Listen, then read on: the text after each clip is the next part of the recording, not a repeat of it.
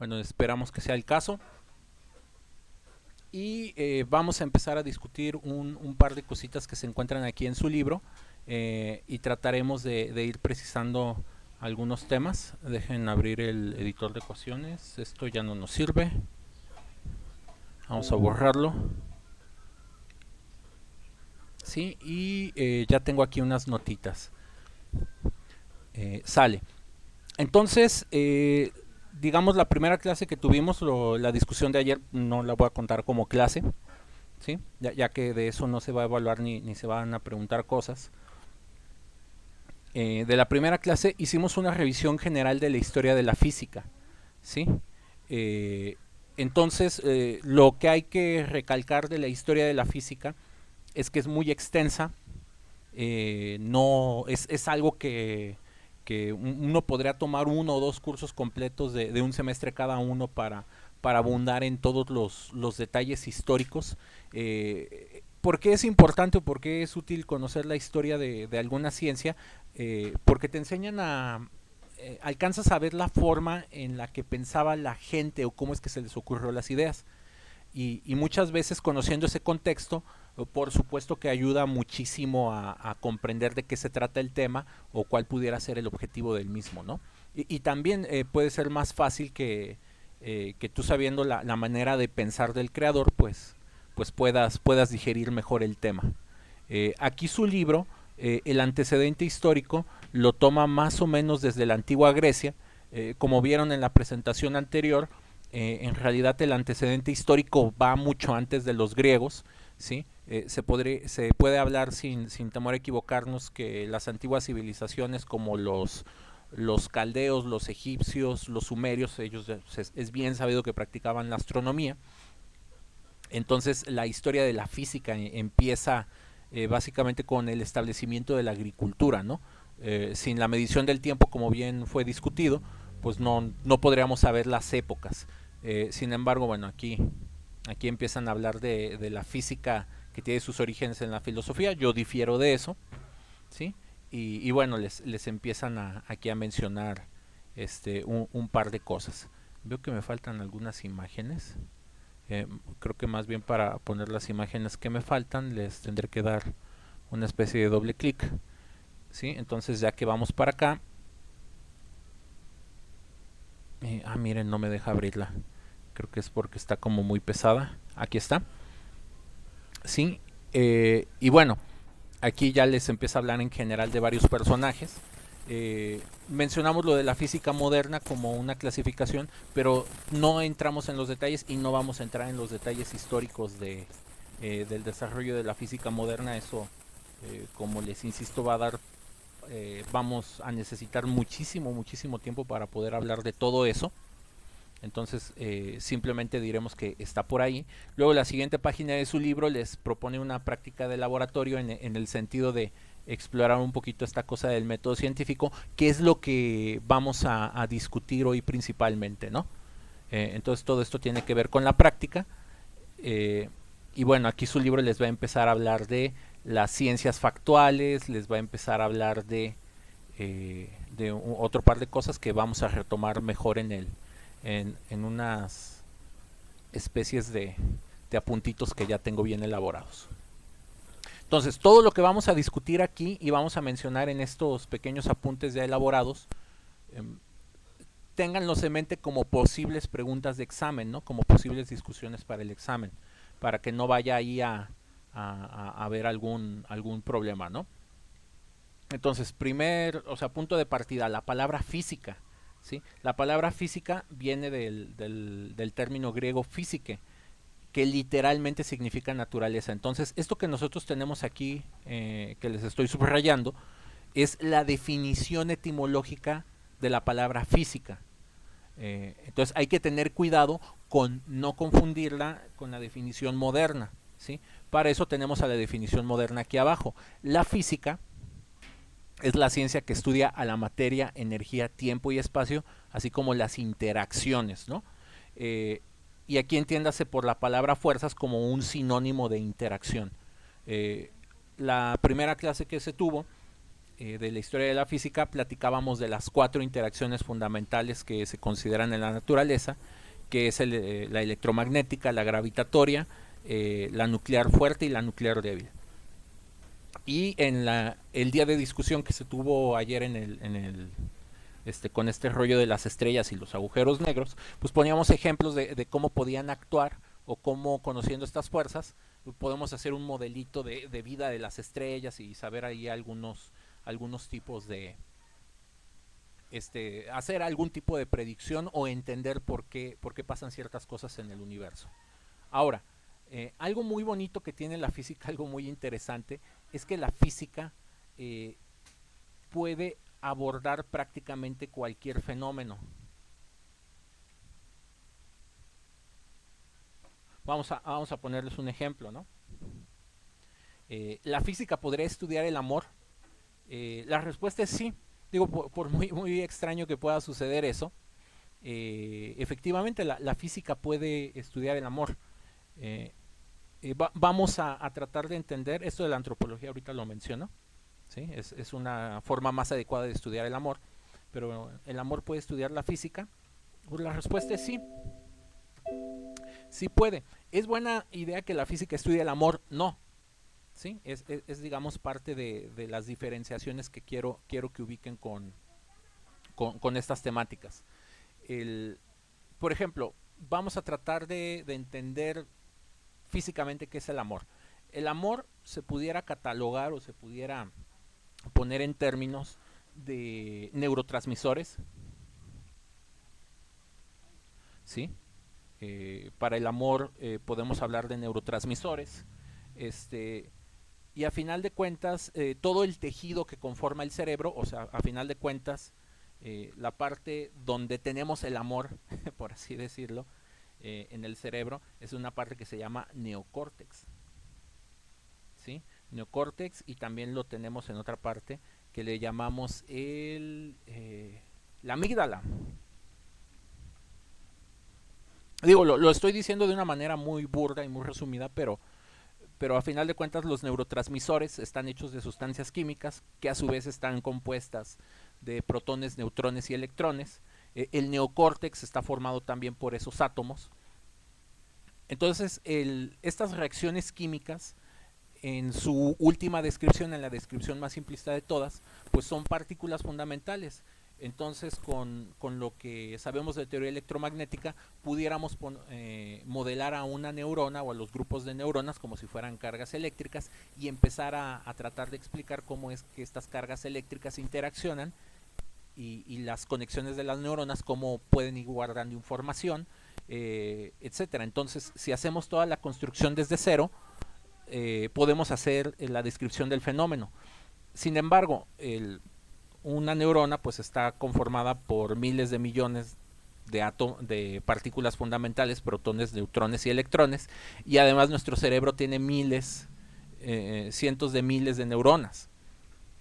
Entonces, hacer los cálculos de las ecuaciones para entender desde el punto de vista físico cómo está configurado el neocórtex, la amígdala, todas las neuronas, cómo interaccionan, y además estos neurotransmisores, ponerlos como partículas extras, pues sería un problema imposible de resolver. Ni aunque tomáramos a todas las computadoras disponibles en el mundo, junto con todos los físicos disponibles en el mundo, y nos pusieran a trabajar en esto, les apuesto que no lo podríamos sacar adelante, ¿sí? Nos atoraríamos con un montón de problemas técnicos, pero en principio, si fuéramos más inteligentes y tuviéramos una computadora adecuada, por ejemplo como estas computadoras cuánticas que dicen que ya vienen para acá, pudiéramos hacer la descripción del fenómeno. Ahora, va a haber fenómenos muy complicados como lo puede ser y quizás, y bueno, no quizás, la mejor forma de hacer la descripción pues va a ser a través de una ciencia un poquito más general, ¿sí? Que pudiera ser la antropología, que es la ciencia que estudia al hombre mismo, ¿no? Y tomar el estudio del fenómeno ayudándonos con ramas más, digamos, que abordan fenómenos más grandes, más generales, como puede ser la química, sin meternos a la parte física, o como puede ser la biología. La biología se aprovecha de algunas descripciones en la química para hacer su trabajo más sencillo, ¿sí? Entonces, cualquier fenómeno que ustedes se puedan imaginar se puede resumir a un fenómeno físico. ¿cuál es el precio que pagas? Que la complejidad de la descripción del fenómeno puede ser enorme. Ahora, la física se recomienda utilizar para la descripción de fenómenos simples, ¿sí? Entonces, si el fenómeno es simple y es sencillo, como el que platicábamos ayer del ciclo de vida de la estrella, la física se vuelve una excelente herramienta para hacer la descripción, ¿sí? Entonces, no sé si tengan alguna duda de la definición etimológica, la definición moderna, ¿sí? Y de cómo la física puede abordar prácticamente cualquier fenómeno. No, profe, pero ¿cuál es el título? ¿Sí? Estamos viendo, o sea, lo podríamos a esto titular como los conceptos básicos de la física, ¿no? Y definición Gracias. de la física, si le pudiéramos poner ese título, ¿no? Muchas gracias por mencionarlo. Luego, eh, les pido una disculpa si voy muy rápido o yo ya estoy en automático, pero bueno, en la quinta, sexta hora de clase del día me pasa. Ahora, si ustedes siguen revisando su libro, ¿sí? Por ahí en el libro, en unas hojas un poquito más atrás, les va a empezar a hablar del método científico, ¿sí? De las ciencias factuales, de las ciencias experimentales. Entonces vamos a discutir un poquito las cosas que trae por aquí su libro en la página 10.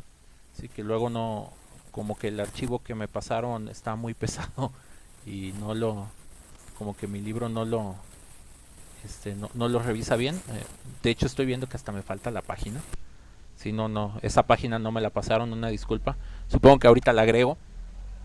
Entonces, en esas páginas les empieza a hablar este, de las ciencias factuales y de las ciencias formales.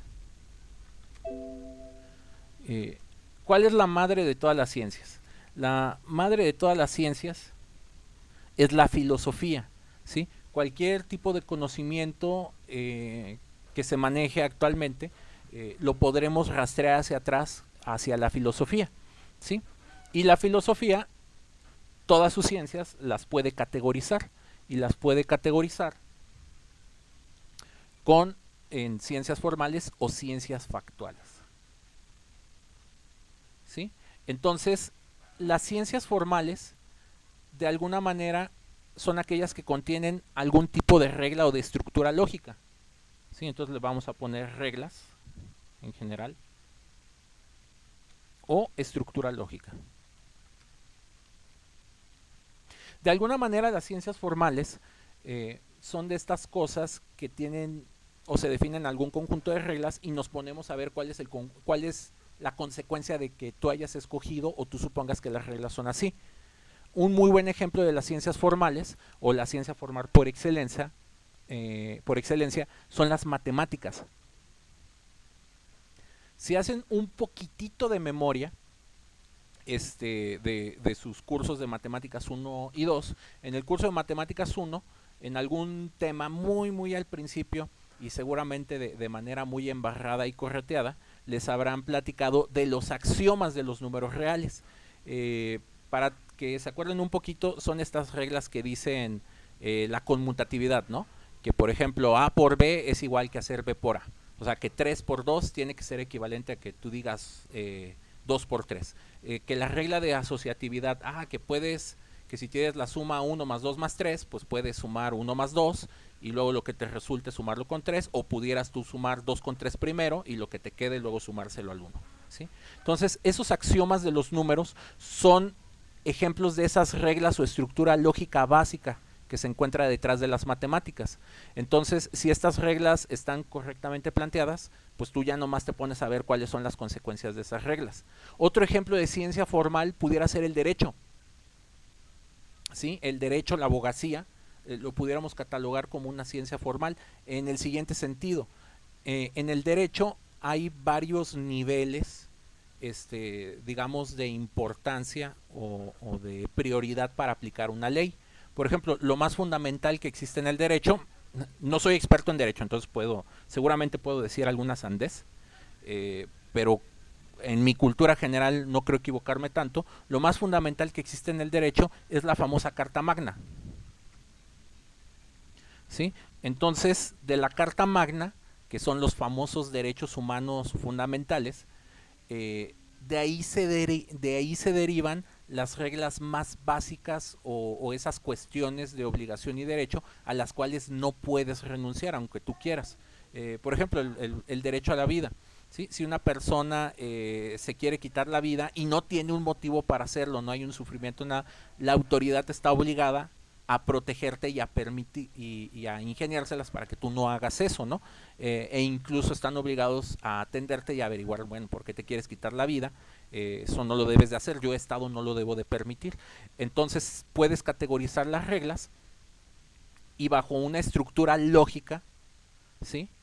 Obviamente la estructura lógica del derecho no para nada tiene que ser la estructura lógica de las matemáticas, pero en el fondo funcionan de la misma manera. Pones las reglas básicas, te pones a acomodarlas de una forma lógica secuencial y empiezas a ver las consecuencias, ¿no? Entonces todas las constituciones del mundo y países reconocidos deben de tener como base esto la Carta Magna, de acuerdo a las necesidades, culturas, creencias que existen en cada localidad, en cada población, pues bueno, esta Carta Magna, sin romper lo que ella propone, puedes hacer adaptaciones a la ley, ¿no? Y ahí está la Constitución de los Estados Unidos, tienes la Constitución de México, tienes la Constitución de Japón, etcétera, ¿sí? E incluso ya si nos vamos por zonas, de acuerdo a las necesidades que tenga, por ejemplo, el estado de Guanajuato o la ciudad de León, la constitución, las constituciones locales pueden tener adaptaciones, pero siempre van regidas desde acá. Entonces vean que las ciencias formales de alguna manera son cosas que se crean o que se inventan, ¿sí? Hay toda una discusión también de si las matemáticas es algo que ya existe o es algo que se descubre o es algo que se inventa y en realidad no existe. Pero bueno, eso lo dejamos para que ustedes lo revisen o lo lean por ahí en la Wikipedia, ¿sí? Ahora, existen otro conjunto de ciencias donde se encuentra la física, ¿sí? Que son las ciencias factuales. ¿Qué significa factual? Hechos, ¿sí? Cuando escuchen la palabra factual o de facto, significa hecho, o sea, algo que sucede, algo que es. Y una forma más, digamos, más adecuada de nombrar a estas ciencias factuales, pues es precisamente como ciencias experimentales. Las ciencias experimentales tienen una característica muy importante. Las ciencias experimentales tienen que estar sujetas a algún tipo de medición o de verificación. Y esto es lo que distingue principalmente a la física de la matemática. Hay lugares o hay temas donde la física y la matemática están muy entretejidas. De hecho, históricamente, ¿sí? por mencionar otro aspecto histórico que tiene la física, la necesidad de resolver problemas físicos ha obligado a que se inventen nuevas matemáticas. Un ejemplo de eso es el cálculo, ¿sí? Marlene, creo que se te prendió tu cámara. Sí, ya se te apagó. Gracias. Digo, no estoy peleado con que prendan sus cámaras, más bien que no vaya a pasar un accidente de que se vea algo que a lo mejor ustedes no quieren que se vea, ¿sí? O que se escuche algo que ustedes no quieren que se escuche. No pasa de que a lo mejor a todos nos dé un poquito de risa, pero bueno, yo sé que podría ser incómodo para el involucrado, ¿no? Sale. Entonces, de las ciencias experimentales, lo que las distingue de estas es que debe de haber alguna medición, algún experimento, algo que nos ayude a verificar la idea, ¿sí? Y también hay algunas cosas dentro de las ciencias factuales que no tienen una explicación última. Por ejemplo, ¿por qué el derecho y las matemáticas son así? Pues el derecho y las matemáticas, esto como es de las ciencias formales, mejor lo pongo por acá, ¿sí? Para aglomerar, organizar un poquito mejor la información, ¿sí? Si se preguntan por qué las matemáticas y el derecho son así, porque tú hiciste las definiciones de esa manera. Por ejemplo, los axiomas de los números reales, por ahí hay uno de los axiomas que dice que está prohibido hacer divisiones entre cero, que no están definidas, no sabemos qué dan. Entonces, si tú modificas tus axiomas y haces que 0 entre 0 te dé el número 3, tú lo puedes obligar así, puede sonar extraño, ridículo, pero se puede hacer, ¿sí? Dentro de tus reglas, de tus axiomas, tú puedes incluir, quiero que 0 por 0 me dé igual a 3. Entonces, eso te va a generar ciertas consecuencias, que no van a ser como muy evidentes o que no van a ser muy intuitivas, pero se puede hacer. Y cuando veas esas consecuencias extrañas, la razón o la forma de explicar las consecuencias extrañas es que lo que pasa es que tú forzaste que 0 entre 0 te diera igual a 3. ¿Sí? Entonces, las ciencias formales siempre hay una forma de explicar las cosas, incluso en la cuestión del derecho. Oye, ¿por qué si hago tal o cual acción legal tengo esta consecuencia? Es que las reglas están así y la secuencia de las reglas al momento de seguirlas pues te va a llevar a esta consecuencia y el juez no te va a dar el amparo, el juez sí te va a dar el amparo o el juez ya está hecha la jurisprudencia, entonces esto es cuando tú pidas o te vayas a quejar de esto, automáticamente te va a ocurrir esta otra cosa. En las ciencias factuales, los hechos últimos no tienen ninguna explicación, por eso se llaman hechos, ¿sí? Porque ocurren y ya, y no hay mucho para dónde moverse. Vamos a poner un ejemplo que existe dentro de la física. Seguramente aquí todos ubican la ley de cargas, ¿no? Entonces, es un hecho de la naturaleza que nomás hay dos tipos de cargas. Ahorita no me pregunten por qué nomás son dos.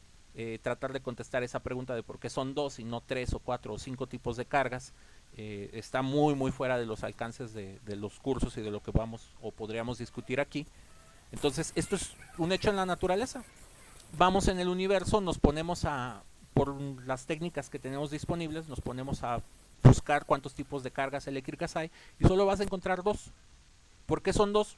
Así es este universo, ¿sí? No hay vuelta de hoja.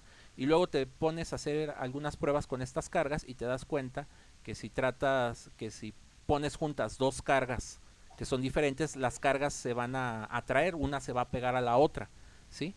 Y si pones dos cargas diferentes, las tratas de juntar, vas a ver que las cargas no quieren estar juntas, se quieren repeler. ¿Por qué pasa esto? Así es esta naturaleza. Entonces, algunas de las preguntas que hacían el día de ayer, de que si el agujero negro, el agujero blanco y algunas otro tipo de cosas, las respuestas que yo les daba es que es así, y es que experimentalmente es así, y al menos no hemos encontrado una razón más fundamental de por qué son las cosas así. Luego ocurre que uno puede encontrar esas razones, pero para justificar esas razones vas a llegar a otra cosa de estas, ¿no? A que, por ejemplo, hay dos tipos de cargas porque la energía se conserva. Y luego te vuelves a preguntar, ¿y por qué la energía se tiene que conservar? Es un hecho natural, es un hecho experimental de la naturaleza, ¿sí? Y bueno, aquí para reforzar las ciencias factuales, ¿sí? Aquí incluyen a todas las que se puedan derivar de la física, por ejemplo la química, la biología, la antropología misma, cualquier otra generalización. Entonces, no sé si haya alguna duda con qué es ciencia formal y ciencia factual, o comentario. Profe, Sí, Katia. ¿le puede bajar a a las leyes de Claro. carga, por favor? Sí, este es para ponerlo como un ejemplo. Vale, entonces supongo que están copiando, tomando notas. Doy así 2, 3 minutitos de Entonces, silencio profe, o para escuchar dudas. ¿Sí? las ciencias formales son las que básicamente llevan como una regla, como Se basan en o sea, alguna así regla. como que un orden. Ajá, exactamente. Y Y la las regla, factuales son las que ya están comprobadas o que están en experimentación. exactamente, algún experimento las defiende. En las ciencias factuales, de hecho, hasta tú puedes inventar las reglas. Tú te puedes inventar tus propias matemáticas. Hay mucha gente que se dedica a hacer ese tipo de cosas. Puede sonar extraño, pero se puede. Tú puedes inventarte tu propio derecho, o sea, tus propias reglas de derecho. Eh, y puedes ver qué consecuencias jurídicas pudiera tener eso. ¿Sí? Mientras que en las ciencias factuales, pues tú vas, observas algo en la naturaleza y así es. Y pues no hay mucha vuelta de hoja. No sé si queda más claro. Sí, profe, muchas gracias. Sale Natalia, Buenas tardes, profe. ¿qué tal? Muy bien, gracias. ¿Y usted? Pues M aquí, viendo qué mentiras les cuento. pregunta que no tenga que ver respecto al tema? Sí, pero te tendría que dar una respuesta así como rápida. Te escucho. Pues no sé si se puede dar una respuesta rápida. Ayer me quedé muy picada con lo que usted empezó a hablar y empecé a investigar mucho y pues con una página, ¿no? Web. Y pone un chavo, ¿cómo es el proceso de percepción de la realidad desde la física cuántica? O sea, profe, yo ya empecé aquí con una crisis existencial, ¿eh? Mira, hagamos una cosa, Natalia. Le damos prisa a esto y lo discutimos lo que nos quede de clase, ¿te parece? Porque sí la tenemos que avanzar. Muy bien, profe. Sale, entonces, y bueno, en la medida que vayamos cubriendo los temas, aquí podemos divagar desde cosas como esa hasta los chismes, ¿no? Porque siempre el chisme es muy divertido. Sale, entonces vamos a avanzar en lo siguiente que dice su libro, después de definirles este rollo de las ciencias factuales y ciencias formales. Esa discusión se hace para llegar precisamente al método científico. Entonces, el método científico se deriva, tiene su origen en los métodos empíricos. ¿Qué es el empirismo? El empirismo es esa experiencia que nosotros ganamos al ver las cosas, al hacer las cosas, ¿sí? Y nos da una intuición de qué debe de suceder. El empirismo se puede entender como el método de la prueba y el error, ¿sí? Se piensa, o a veces incluso se llega a enseñar, que el empirismo es como lo contrario al método científico, y eso no es cierto. El empirismo bien estructurado, ¿sí?, da origen al método científico, y es que el empirismo tiene un gran problema. El empirismo nos puede llevar a ser engañados por los sentidos, ¿no? Entonces lo voy a poner. Ser engañados por los sentidos muchas veces puede ocurrir debido a nada más basarnos en la experiencia, ¿sí? Y bueno, quizás retomando el comentario que empezaba a hacer Natalia, de este rollo de las teorías cuánticas, tiene que ver con eso. Temas como los que platicábamos ayer, o como los que les pudieran interesar, pueden ser complicados porque nuestros sentidos nos dicen una cosa, y ya que nos ponemos a analizar la realidad, resulta que la realidad es muy distinta a lo que nos van aventando nuestros sentidos, ¿sí? El método científico probablemente exista desde hace mucho, a lo mejor sin darse cuenta, hasta los mismos egipcios o algún otro personaje de la era antigua, sin querer lo haya utilizado para resolver algún problema. Entonces, el método científico en realidad es muy viejo. Sin embargo, la primera persona, hasta donde sabemos, que se le ocurrió escribirlo, ponerlo por escrito y tratar de estructurarlo, fue Sir Francis Bacon, hay un caballero inglés, ¿sí? Entonces, ¿por qué es importante el método científico o por qué es importante la ciencia? El objetivo principal de la ciencia siempre es generarte alguna teoría que te pueda hacer una predicción. Para que se den una idea de cómo pudiéramos entender o aplicar esta idea, imagínense que ustedes supieran todas las cosas que les van a pasar durante los siguientes 10 años.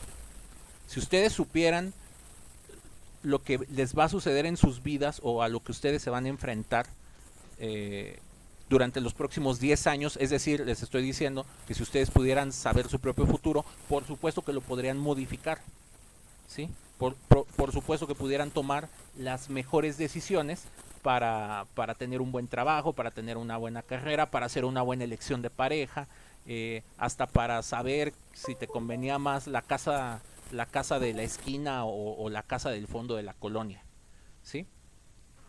Y entonces todas las ciencias, ya sean formales o factuales, sobre todo las factuales, quieren desarrollar algún aparato teórico para hacer la predicción. Aquí hay que tener mucho cuidado con la palabra teoría. Nosotros la palabra teoría la utilizamos en el sentido de que puede ser un supuesto. Digamos que tenemos a dos personajes, llamémosle Juanita y Pedrita, ¿sí? Y Juanita y Pedrita son las mejores amigas de todos los tiempos, y de repente un día llegan al salón y ven, y todo el salón se percata de que ese día Juanita y Pedrita se cambiaron a lugares diferentes y que además no se saludaron. Entonces empieza el chisme, ¿no? No, pues, ¿por qué Juanita no le habrá hablado a Pedrita? Y uno empieza a inventar o a suponer todas las cosas por las cuales Juanita y Pedrita a lo mejor ya no son las mejores amigas. Y a lo mejor ni siquiera sabemos si ya no son amigas. O sea, son puros opuestos. Entonces, nosotros utilizamos la palabra teoría, estamos teorizando por qué Juanita y Pedrita pudieran estar peleadas. Entonces, ese significado no es el que vamos a utilizar aquí para teoría. Aquí el significado de teoría ya es el aparato lógico completo que les explica el porqué de las cosas. Digamos que ya alguien, pensando ya en términos del método científico, ya alguien averigua completamente qué es lo que sucedió con Juanita y Pedrita. Lo que pasa es que a Juanita se le hizo muy fácil salir con el novio de Pedrita, y ni el novio y ni Juanita le avisaron a Pedrita que habían salido como amigos, ¿no? Y Pedrita se dio cuenta y pues se armó el pleito, ¿no? O se armó el malentendido. Y después de analizar todo eso, pues te cae el 20 o desarrollas el concepto teórico lógico de que no es bueno hacer cosas que parezcan malas. Sí, o sea, no andes saliendo sin avisarle a tu mejor amiga con el novio o con la novia. Entonces, ese es un ejemplo del significado que le queremos dar aquí a la palabra teoría, no algo hipotético. Entonces, Sir Francis Bacon estableció esto. Esta ya es una versión más moderna de lo que él escribió. Esta es típica pregunta de examen. De hecho, para que vayan figurándose cómo les pudiéramos evaluar esto, en los exámenes escritos cuando son presenciales, podemos hacer la adaptación a un examen por supuesto, virtual. Vean que ya vamos mencionando a varios personajes, ¿no? Ya mencionamos a Galileo, mencionamos a Newton, a Giordano Bruno, en fin, a todos los de la clase anterior, a Sir Francis Bacon, y les podemos poner una pila de... fue el primero en mencionar el método científico, se le considera el primer físico, se le considera aquel que desarrolló las teorías cinéticas de experimentos terrestres, y aquí viene la lista de nombres y ustedes pueden hacer las relaciones. Entonces, siempre que tengamos la clase, también si no lo estoy diciendo o no parece claro cómo se pudiera evaluar, es importante que ustedes lo pregunten, y por supuesto que yo siempre trato de hacer énfasis de cómo se puede ir evaluando todo esto que les ponemos por aquí. Bueno, entonces el método científico. El método científico siempre parte de la observación, de ver un fenómeno que les interese o que les llame la atención, o que sea de necesidad para ustedes, ¿sí? De la observación siempre surge la pregunta. Ustedes pueden ver el fenómeno del arco iris y se pueden preguntar, bueno, ¿por qué ocurre? Entonces, antes de lanzarse a aplicar el método científico, siempre hay que averiguar si la respuesta a la pregunta ya existe, y a esto le llamamos revisar la literatura. Muchas de las preguntas que a veces nos podemos plantear cada uno de nosotros tienen la respuesta, ¿sí? Incluso trayendo otra vez a colación el ejemplo de Juanita y Pedrita, pues bueno, antes de lanzarse a hacer una investigación, uno revisa la literatura, ¿no? O sea, te metes al Facebook a ver si se habían puesto algo, vas y le preguntas a un tercero que a lo mejor les hable las dos para tratar de averiguar. O sea, primero tratas de ver si ya hay una respuesta. A lo mejor Juanita y Pedrita ya le habían contado a sus amigos y sus amigos ya saben por qué están peleados. Entonces, en lugar de que tú lo investigues, pues es más fácil que le preguntes a sus propios amigos, ¿no? Va a pasar en bastantes ocasiones que resulta que no está la respuesta a la pregunta, ¿sí? Que no la vas a encontrar, y que podrás encontrar información al respecto que tiene que ver con tu pregunta, pero no es la respuesta a lo que tú te estás preguntando. Entonces, cuando ya llegas aquí, entonces formulas la hipótesis, hipotetizas, supones la posible respuesta a tu pregunta. Eso es lo que significa una hipótesis. No, pues a lo mejor Juanita y Pedrita se pelearon por... y ya tú, de acuerdo a tu sentir, a lo que tú hayas observado, a lo que hayas logrado averiguar, formulas la pregunta. Y el método científico lo que lo distingue fuertemente, esto es lo que distingue fuertemente de las ciencias formales. Tiene que haber un proceso de verificación o algún experimento que tú hagas o diseñes para poder verificar si tu respuesta, si tu posible respuesta es la correcta o no lo es. Si es la respuesta, si no es la respuesta, pues bueno, hay que volver a cambiar la pregunta, hay que volver a cambiar la hipótesis y vas a estar haciendo este proceso de retroalimentación pues hasta que te queden claras las cosas, ¿sí? Ya una vez que verificas tu hipótesis ya no es una hipótesis, ¿sí? Tu hipótesis pasa a transformarse en una regla o en una ley. Y conforme tú vas verificando todo lo que está en torno a esa hipótesis y vas juntando varias reglas, varias leyes, a todo ese conjunto de leyes es a lo que nosotros denominamos como una teoría. Particularmente en física les diremos teorías físicas, ¿sí? Y estas teorías físicas son las que tienen esta facultad. Pueden hacer las predicciones. Por ejemplo, está la teoría física de la mecánica clásica que nos ayuda a predecir las posibles trayectorias y movimientos de los objetos. Por ejemplo, están estas teorías de relatividad general. La teoría de relatividad general predice la existencia de agujeros negros. O sea, la teoría primero fue desarrollada, la teoría predecía que podía existir un objeto extraño como eso. De hecho, eso cuando pasó, el mismísimo Einstein dijo, no, eso está mal, o sea, esto no tiene sentido, esto está extraño. Y con el paso de los tiempos, con el paso del tiempo, y la mejora tecnológica, se encontraron esos objetos llamados agujeros negros. Por ejemplo, la teoría cuántica predice por ahí que una partícula puede atravesar una pared. El efecto se llama tunelamiento cuántico y es el principio de funcionamiento de los transistores, que es el corazón de todos los CPUs y procesadores que están en las computadoras celulares e incluso en una calculadora. Entonces, cuando se escuchó eso, dijeron, esto no tiene sentido. Y dicen, bueno, vamos a poner la prueba, y efectivamente se verifica que puedes hacer que un electrón atraviese una pared, ¿sí? Entonces, aquí termino la explicación, aquí termino la clase.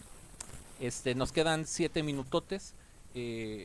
Los pueden aprovechar para tomar capturas de esto, ¿sí? Para hacer preguntas sobre el tema.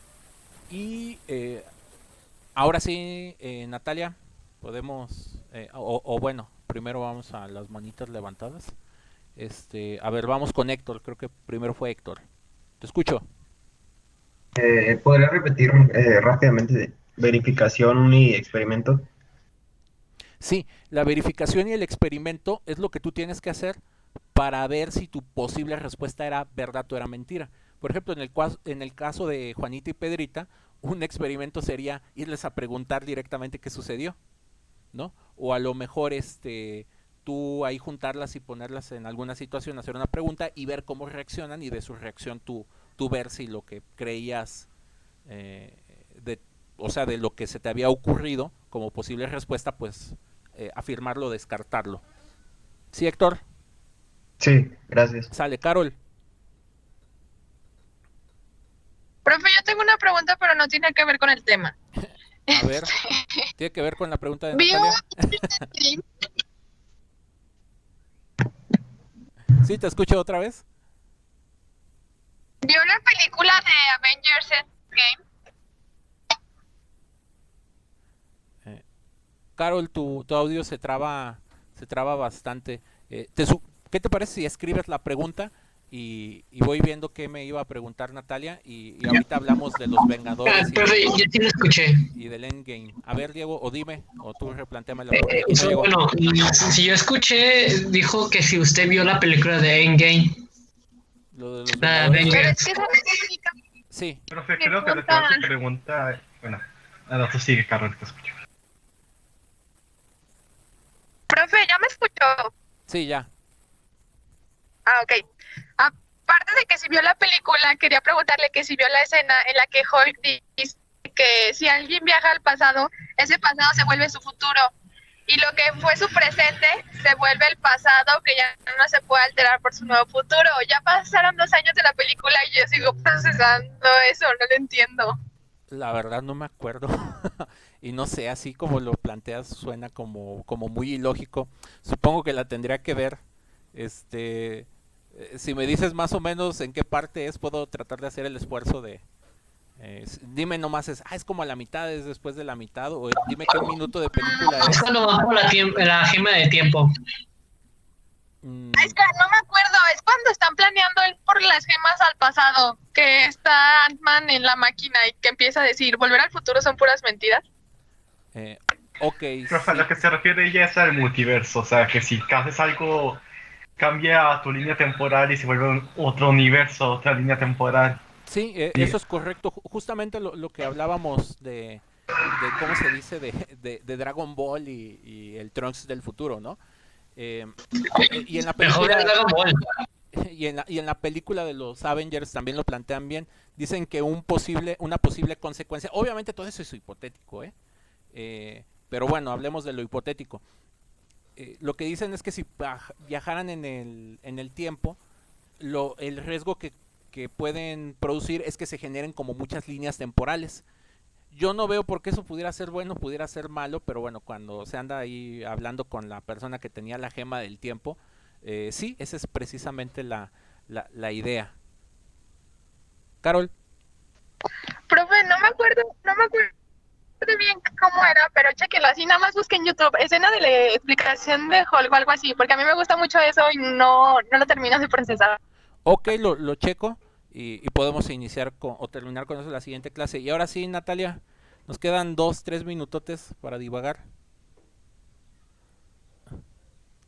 Vuelvo a repetir la pregunta. A ver, ahora sí. Adelante. Dice, ¿cómo es el proceso de percepción de la realidad desde la física cuántica? ¿Cómo es el proceso de percepción de la realidad?